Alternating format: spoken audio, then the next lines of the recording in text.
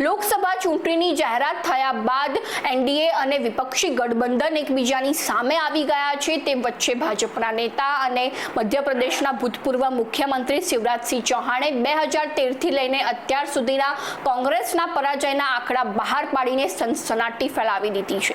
નમસ્કાર, ગુજરાત જો ટીવીની સાથે હું છું મિક્ષુ ઠક્કર। વિદિશા બેઠક પરના લોકસભાના ઉમેદવાર શિવરાજસિંહ ચૌહાણે જણાવ્યું છે કે 2013થી લઈને અત્યાર સુધીમાં કોંગ્રેસ પાર્ટીએ 52 વખત ચૂંટણીના પરાજયનો સ્વાદ ચાખી લીધો છે અને તેમાંથી 12 ભૂતપૂર્વ મુખ્યમંત્રી અને 47 મોટા નેતાઓએ કોંગ્રેસ પાર્ટી છોડી દીધી છે। ચૌહાણ દ્વારા જાહેર કરવામાં આવેલી 2014થી 2020 સુધીમાં કોંગ્રેસ છોડનારા મોટા નેતાઓની યાદીમાં હેમંતા બિસ્વા શર્મા, રણજીત દેશમુખ, જયંતિ નટરાજન અને શંકરસિંહ વાઘેલાનો સમાવેશ થાય છે।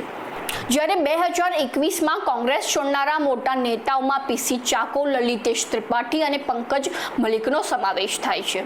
જ્યારે 2022માં કોંગ્રેસમાંથી રાજીનામું આપનારા નેતાઓમાં ઇમરાન મસૂદ, હાર્દિક પટેલ અને અદિતિ સિંહનો સમાવેશ થાય છે।